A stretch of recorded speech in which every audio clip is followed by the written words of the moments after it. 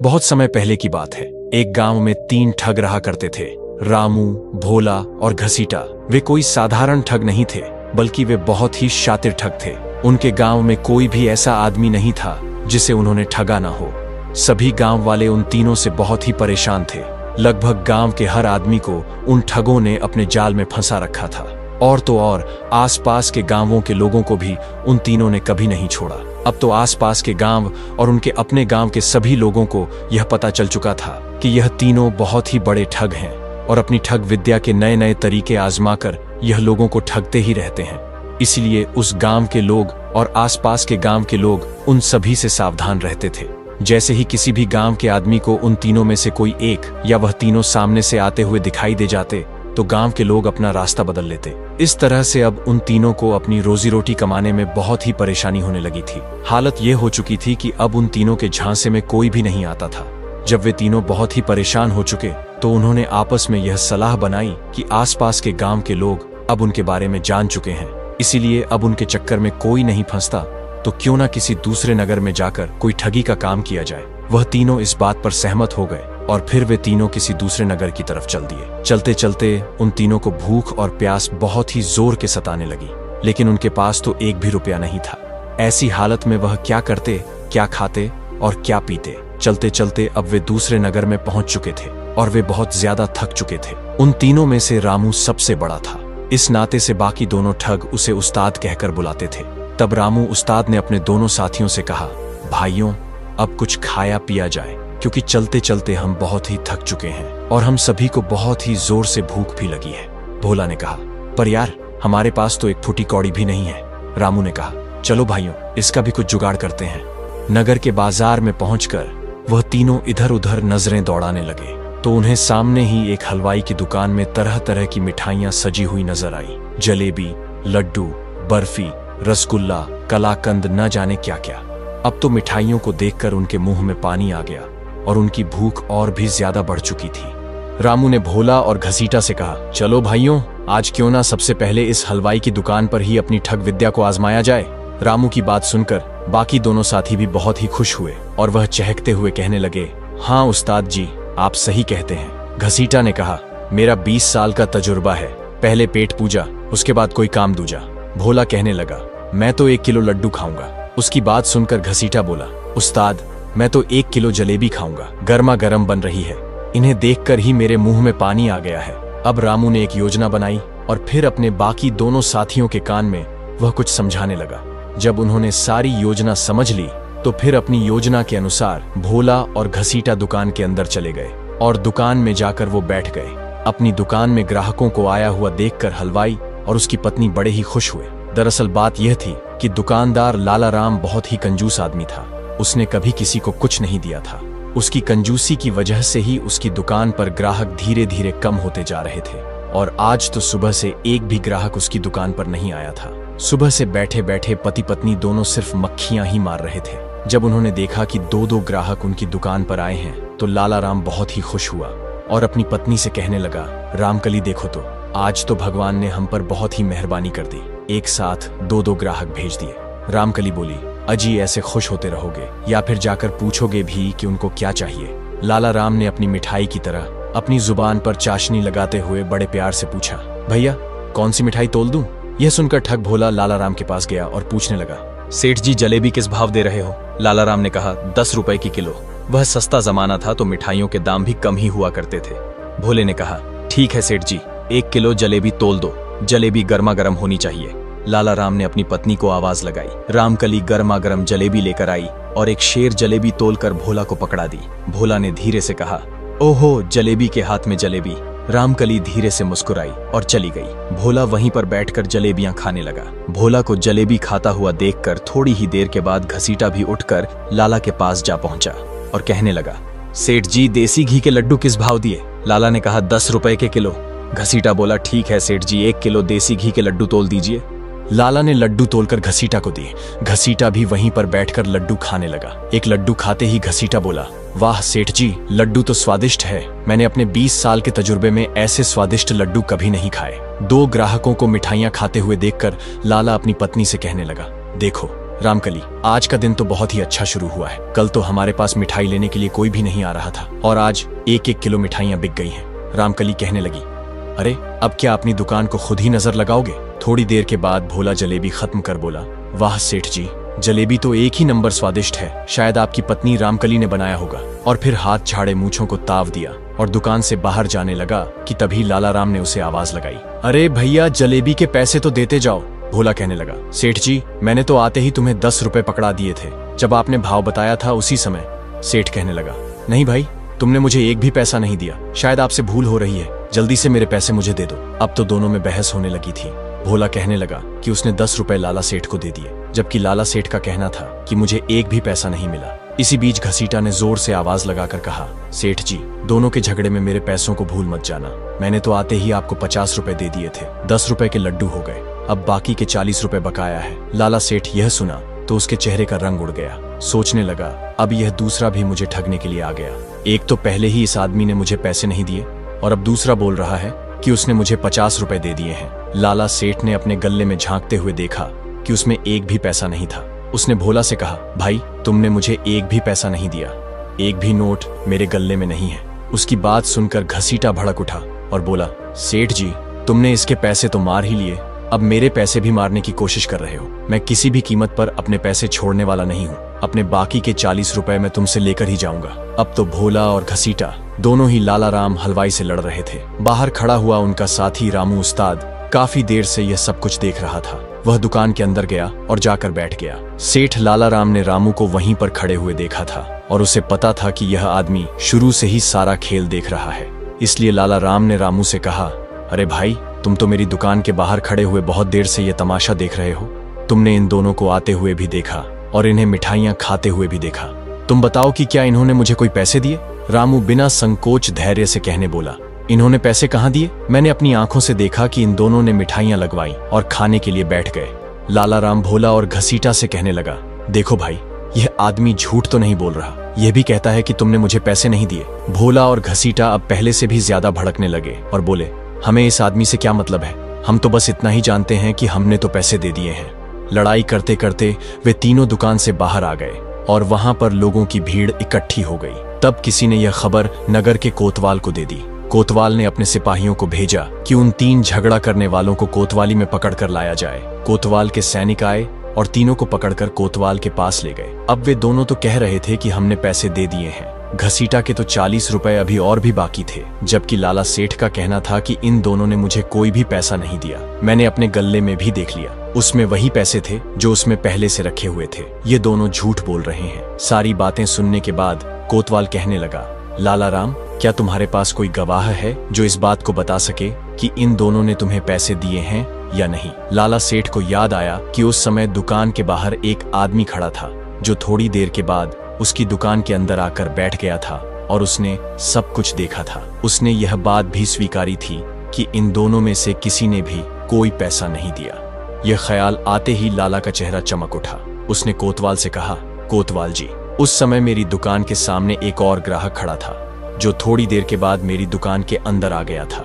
उसने सब कुछ देखा था और उसने इन दोनों के सामने यह बात भी कही थी। ये दोनों झूठ बोल रहे हैं। कोतवाल ने कहा, तो ठीक है लाला राम, आज शाम तक उस गवाह को कोतवाली में पेश करो। अब तो लाला राम उल्टे पांव दौड़ता हुआ अपनी दुकान में जा पहुंचा। देखा तो रामू अभी भी दुकान के आगे एक पेड़ के नीचे बैठा हुआ था। लाला सेठ उसके हाथ पैर जोड़ते हुए कहने लगा, भाई तुम मेरी गवाही दे दो तो मेरे पैसे मिल जाएंगे। तुमने तो शुरू से लेकर आखिर तक सारा माजरा देखा है। रामू कहने लगा, हाँ लाला जी मैंने सब कुछ देख लिया है। उन दोनों घटिया लोगों ने तुम्हें एक भी पैसा नहीं दिया था और भरपेट मिठाई भी खा ली थी, और तो और आपकी पत्नी रामकली पर भी उनकी नजर थी। लाला सेठ कहने लगा, तो चलो मेरे साथ कोतवाल के सामने। अब रामू ने एक चाल चली। वह कांपते हुए कहने लगा, लाला जी मैं चल तो देता, पर मुझे बड़ी जोर से ठंड लग रही है, लगता है मुझे बुखार चढ़ गया है। ये कहते कहते वो जोर जोर से कांपने लगा। लाला ने जब रामू को छू कर देखा तो सोचने लगा कि इसको बुखार तो है नहीं, पर हो सकता है कि बिना मौसम के बुखार चढ़ गया हो जो शरीर के अंदर ही तप रहा हो। उसने अपनी पत्नी रामकली को आवाज लगाते हुए कहा, अरे रामकली जरा मेरी पशमीना की चादर तो ले आओ जो मैंने कल ही कश्मीर से मंगवाई है। बड़ी अच्छी और गर्म चादर है, वह इस भाई को उड़ा दो, इसके शरीर में गर्मी आ जाएगी। और हाँ, इसके लिए गर्मा गर्म चाय भी बना दो। चाय के अंदर पानी मत डालना, दूध में ही पत्ती डाल देना। रामकली यह सुनकर बड़ी हैरान हुई, क्योंकि वह अपने कंजूस पति की आदत को अच्छी तरह से जानती थी। जब भी घर में कोई मेहमान आता तो पहले तो लाला राम बोल देता कि रामकली चाय बना दो, और जब रामकली चाय बनाने के लिए बैठ जाती तो पीछे से गर्दन हिलाकर ना का इशारा कर देता। रामकली गुमराह हो गई कि चाय बनाऊं या ना बनाऊं। तब उसके पति लाला राम ने एक बार फिर से आवाज लगाई, रामकली देर ना करो, जल्दी से चाय बना दो, हमें कोतवाली भी जाना है। अब तो रामकली ने चाय बनाई और चाय का कप भर के रामू के सामने रख दिया। रामू ने चाय का एक घूंट पिया और फिर बोला, लाला जी मैं खाली चाय तो पीता नहीं, चाय के साथ मुझे कुछ और भी चाहिए। लाला राम हलवाई ने देसी घी के 4 लड्डू और 4-5 जलेबियां उठाकर रामू को पकड़ा दी और कहने लगा, भैया इनके साथ जल्दी जल्दी चाय पी लो और मेरे साथ कोतवाली चलो। रामू धीरे धीरे चाय की चुस्कियां लेता रहा और साथ ही साथ लड्डू और जलेबी के मजे भी ले रहा था, जबकि सेठ लाला राम का दिल जल रहा था कि यह जल्दी से जलेबी खाए और मेरे साथ कोतवाली चले। थोड़ी देर के बाद रामू ने लड्डू और जलेबी खत्म कर दिए, मूंछों पर ताव दिया, फिर उसने सेठ जी के चादर को ओढ़कर कहने लगा, लाला जी अब मुझे ठीक लग रहा है, लगता है मेरा बुखार धीरे धीरे कम हो रहा है, चलो मैं तुम्हारे साथ चलने को तैयार हूँ। लाला राम रामू को लेकर फिर कोतवाल के सामने पहुंच गया। लाला राम ने कहा, हुजूर यह वही आदमी है जिसने यह सारा माजरा देखा था। कोतवाल ने रामू से पूछा, क्यों भाई तुमने इनको मुफ्त में मिठाइयां खाते हुए देखा है? तो रामू एकदम से अपने तेवर बदलते हुए कहा, नहीं कोतवाल जी, मैंने तो इन दोनों को पैसे देते हुए देखा है। एक ने तो आते ही 10 का नोट दिया था और दूसरे ने 50 का नोट दिया था, और लाला जी ने कहा था कि बाकी के 40 बाद में ले लेना। ये सुनते ही लाला सेठ के चेहरे का रंग उड़ गया। उसने रामू से कहा, अरे भाई तुम ये क्या बोल रहे हो, तुमने तो मेरी तरफ से गवाही देनी थी। रामू ने कहा, जब तुमने मुझे मारने पीटने की धमकी दी तो मैं और क्या कहता। और फिर वह कोतवाल से कहने लगा, देखो हुजूर इसने मुझे बहुत ही डराया धमकाया, इसलिए मैं गवाही देने को तैयार हो गया था, पर आपके सामने मुझे किसी का कोई डर नहीं है। यह सुनते ही सेठ लाला राम के पैरों के नीचे से जैसे जमीन ही खिसकने लगी। वह समझ गया कि यह तीनों मिले हुए हैं और तीनों ठग हैं। उसने रामू से हाथ जोड़ते हुए कहा, भैया क्यों झूठ बोलते हो, मैंने तुम्हें चाय लड्डू और जलेबी भी खिलाई है, उनके वास्ते तो कम से कम तुम सच बोल दो। रामू तपाक से कहने लगा, हुजूर इसने अपने मुंह से कबूल कर लिया कि इसने मुझे जलेबी लड्डू और चाय पिलाई है। हाँ इसने मुझे चाय पिलाई, लड्डू खिलाए, क्योंकि इसने जब मुझे डराया धमकाया तो मैं डर के मारे कांपने लगा था, और तब मुझे सहज करने के लिए इसने चाय और लड्डू और जलेबी मुझे खिलाई। यह सुनकर तो कोतवाल को बड़ा ही गुस्सा आया और वह लाला सेठ के ऊपर चिल्लाते हुए कहने लगा, लाला राम ये तुम क्या बोले जा रहे हो, इन भले लोगों पर इल्जाम लगा रहे हो कि इन्होंने पैसे नहीं दिए, और दूसरा तुमने इस भले इंसान को डराया धमकाया।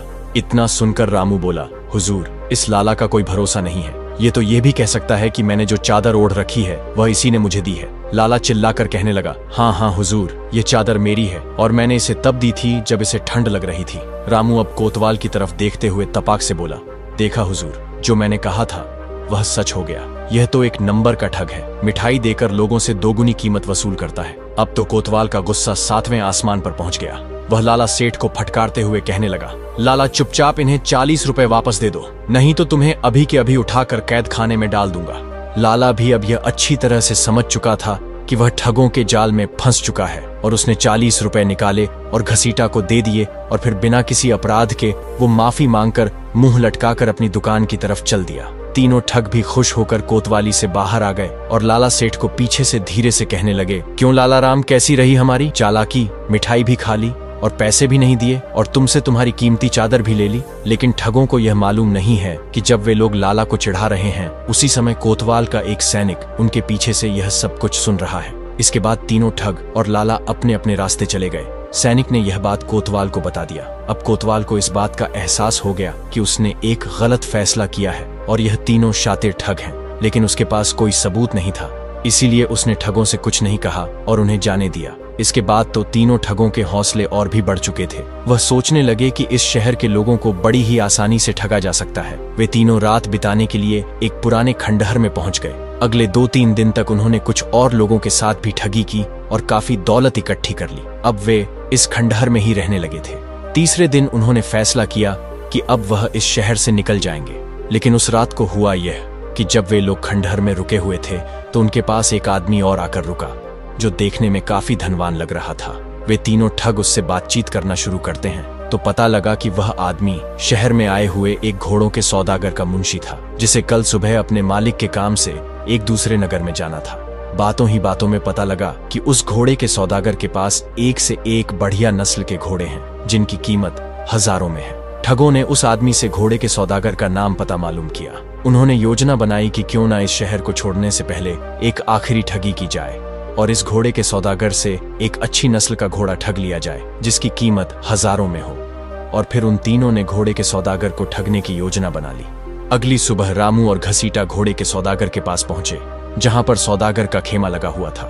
रामू सौदागर के पास पहुंचा और कहने लगा, मुझे एक बहुत ही अच्छी नस्ल का घोड़ा चाहिए, कीमत चाहे जो भी हो मैं देने को तैयार हूं। और साथ ही उसने अपने साथ आए हुए घसीटा का परिचय देते हुए कहा, ये मेरा भाई है जो कि बेचारा आंखों से अंधा है, यह भी मेरे साथ चला आया। सौदागर ने कहा, आप लोग चिंता मत कीजिए, मेरे पास एक से एक बेहतरीन नस्ल के घोड़े हैं। और फिर सौदागर ने उन्हें एक बहुत ही बढ़िया घोड़ा लाकर दिखाया और कहा कि इस घोड़े की कीमत हजारों में है, क्या आप इसे खरीदना चाहेंगे? घोड़े को देखते ही रामू मन ही मन सोचने लगा कि सचमुच घोड़ा तो बहुत ही शानदार है। उसने सौदागर से कहा, मैं घोड़ा खरीदने से पहले एक बार इसकी सवारी करके इसकी रफ्तार और उसकी चाल देखना चाहता हूँ। अगर मुझे सब कुछ ठीक लगा तो मैं इस घोड़े को मुंह मांगी कीमत देकर भी खरीदने को तैयार हूँ। आप मुझे इसकी सवारी करने दें। जब तक मैं एक चक्कर लगाकर आता हूँ तब तक मेरा यह अंधा भाई आपके पास ही बैठेगा। सौदागर ने कहा, हाँ हाँ हुजूर, बेशक आप बिना किसी परेशानी के इस घोड़े की चाल और रफ्तार को परख सकते हैं। इसके बाद रामू उस शानदार घोड़े पर सवार हो गया।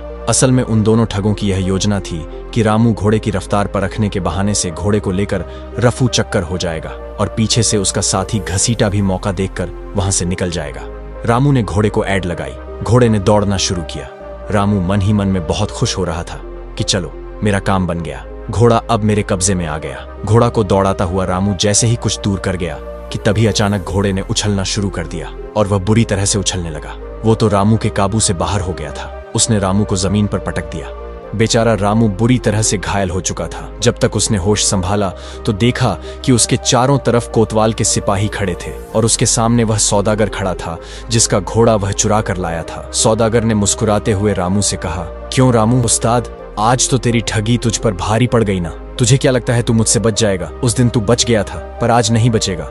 रामू को कुछ समझ नहीं आ रहा था कि सौदागर किस दिन बचने की बात कर रहा है। सौदागर ने कहा, मैं कोई घोड़ों का सौदागर नहीं बल्कि मैं नगर का कोतवाल हूँ और यह सारा नाटक मैंने ही रचाया था। उस दिन जब तुम लाला राम हलवाई को ठग कर खुशी खुशी वापस लौट रहे थे तब मुझे तुम तीनों पर शक हो गया था, लेकिन मेरे पास तुम्हारे खिलाफ कोई सबूत नहीं था और मैं तुम्हें हाथों पकड़ना चाहता था। इसलिए मैंने अपने कुछ जासूस तुम्हारे पीछे लगा दिए जो कि तुम्हारी हर गतिविधि पर नजर रख रहे थे। वह आदमी जो तुम्हें सराय में मिला था और जिसने तुम्हें मेरे घोड़ों के बारे में बताया था वह भी मेरा ही आदमी था। और जिस घोड़े को चुराकर तुम भाग रहे थे ये कोई मामूली घोड़ा नहीं है बल्कि यह मेरा घोड़ा है और इसको मैंने इस तरह से प्रशिक्षित किया है कि यह मेरी पीठ पर मेरे अलावा किसी और को बैठने ही नहीं देता और जो ऐसा करता है उसका वही अंजाम होता है जो तुम्हारा हुआ। और तुम्हारा वह दूसरा साथी जो कि अंधे होने का नाटक कर रहा था उसे भी मेरे सिपाहियों ने गिरफ्तार कर लिया है। अब जल्दी से अपने तीसरे साथी के बारे में बताओ, वरना मेरे सिपाही तुम्हें कोड़े मार मार कर तुम्हारी चमड़ी उधेड़ देंगे।